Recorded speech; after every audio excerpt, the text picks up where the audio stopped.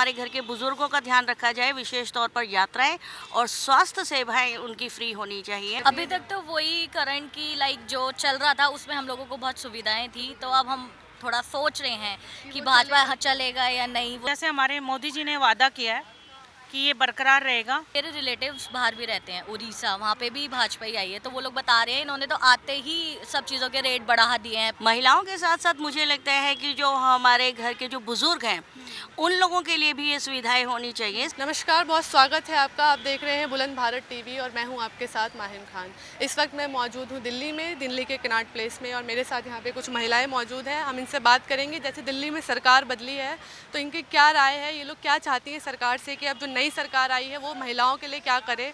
आइए इनसे बात करते हैं, इनके मुद्दे जानते हैं कि इनके मुख्य मुद्दे क्या हैं। जी मैम, आपका क्या नाम है? हाँ जी, मेरा नाम मंजू मान है और मैं द्वारिका दिल्ली से ही हूँ। अच्छा, तो अभी जैसे दिल्ली में सरकार बदल चुकी है, बीजेपी की सरकार है, तो आप क्या चाहती हैं कि महिलाओं के लिए क्या काम हो? देखो, जो पिछली सरकार थी उससे उन्होंने कम से कम महिलाओं के लिए बस फ्री कर रखी थी। ठीक है, बस फ्री थी और साथ साथ में बिजली भी का भी जो यूनिट थी वो उसमें उन्होंने कुछ वो दे रखा था, जिसकी वजह से 200 यूनिट फ्री थी। तो उसकी वजह से क्या है कि जो नॉर्मल कैटेगरी है, नॉर्मल कैटेगरी को थोड़ी राहत थी। जो एक मतलब रिच कैटेगरी है वो तो अफोर्ड कर लेती है, पर एक जो मिडिल क्लास कैटेगरी है और जो उससे लो मिडिल क्लास कैटेगरी है उनके लिए बहुत बड़ी बात है। क्योंकि दिल्ली में इस टाइम पे लोगों को, खासकर लेडीज़ों को, बहुत सरवाइव करना पड़ता है। दिल्ली की आप लाइफस्टाइल जानते हो, कितनी भाग दौड़ भरी लाइफ है दिल्ली के अंदर। ऐसे में अगर लेडीज़ें जो घर भी संभालती हैं और ऑफिस भी संभालती हैं या फिर अपने दूसरे काम धंधे भी संभालती हैं, ऐसे में अगर गवर्नमेंट ने उन्हें थोड़ी सी राहत दे रखी थी, तो जैसे हमारे मोदी जी ने वादा किया है कि ये बरकरार रहेगा, तो बस मेरी एक ही अपील है मोदी जी से कि लेडीज़ों के लिए ऐसी जो चीज़ें हैं वो प्रोवाइड कराई जाएं और उनको उचित व्यवस्थाएं दी जाए और एक दिल्ली में क्लीनिंग का भी थोड़ा सा ध्यान दिया जाए। जैसे उन्होंने फ्री बिजली और मुफ्त पानी और बसों का फ्री किराया और 2500 तो अब देने की बात हुई है, तो ये सब जो सुविधाएं मिल रही थी औरतों को, तो आपको एज अ औरत आप कितने पैसे बचा लेती थी एक महीने में, अगर मैं बात करूँ मोटा मोटा? देखो, हर एक आम लड़की कॉलेज जाती है या ऑफिस जाती है तो या तो मेट्रो प्रेफर करती है या बस।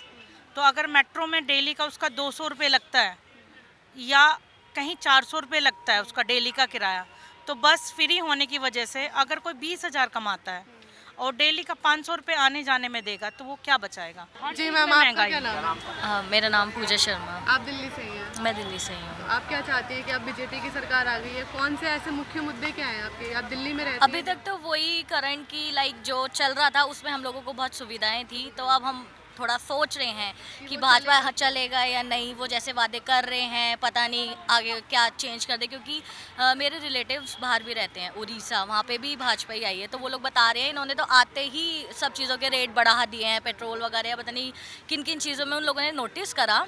क्योंकि वहाँ पे ये नहीं कि सारे हाई प्रोफाइल्स रह रहे हैं, वहाँ पे काफ़ी लो फैमिलीज़ भी हैं, तो उन लोगों के ऊपर ज़्यादा इफेक्ट पड़ रहा है। जो उन्होंने बोला तेल की, सरसों के तेल की बॉटल 60 रुपए की थी, वो आते ही 160 की हो गई। तो वो कह रहे ये क्या हुआ है, ये हमें कौन सा फ़ायदा मिला है।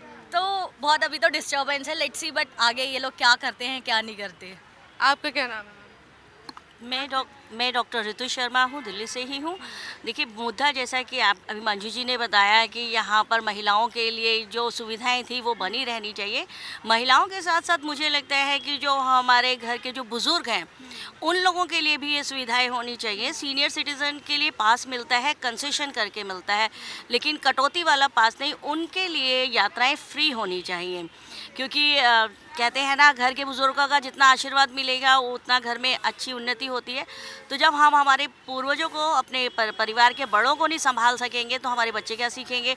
तो बहुत ज़रूरी है कि हमारे घर के बुज़ुर्गों का ध्यान रखा जाए, विशेष तौर पर यात्राएं और स्वास्थ्य सेवाएं उनकी फ्री होनी चाहिए, बिल्कुल।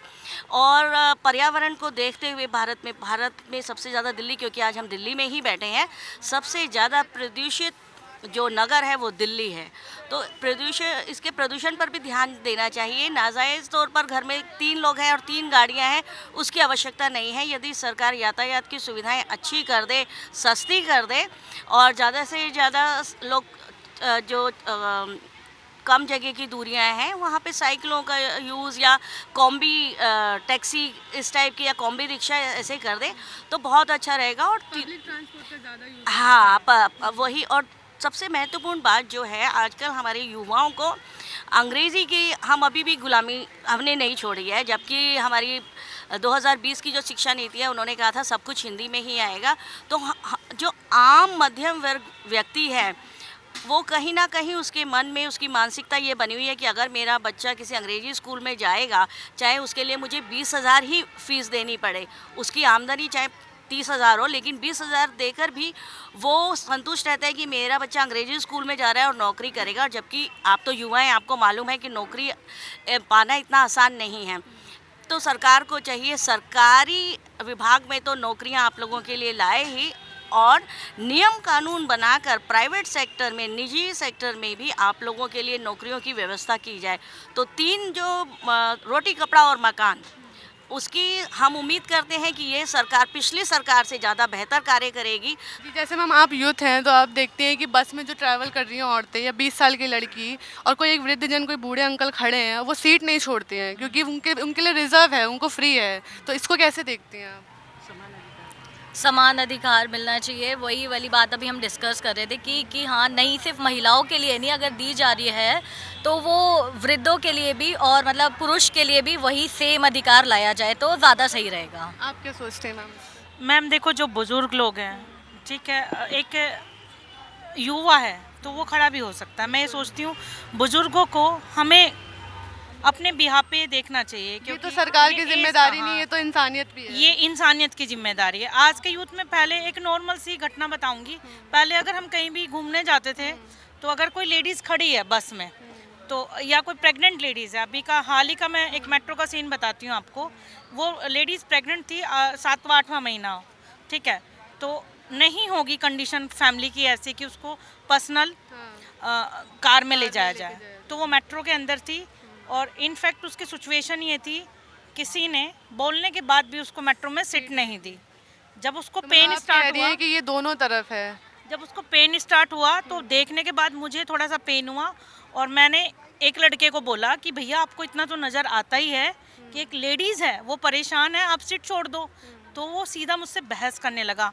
क्या ये आज का यूथ हमारा ऐसा हो गया है? चलिए ठीक है मैम, शुक्रिया हमसे बात करने के लिए। जो जैसा आप लोगों ने सुना, हमारी दिल्ली की महिलाओं के अपने अलग मुद्दे हैं। वो चाहती हैं कि जो उन्हें सुविधाएं मिल रही थी वो कंटिन्यू होनी चाहिए, उन पे सरकार रोक ना लगाए। और जैसा मोदी सरकार ने भी वादे किए हैं कि वो बढ़ चढ़ के इस बार फ्रीबीज देंगे, कम नहीं करेंगे। तो देखते हैं क्या होता है, कैसे काम होगा आगे। हमारे साथ बने रहें बुलंद भारत टीवी। मैं हूँ माहिम खान, आपके साथ कैमरामैन राहुल के साथ।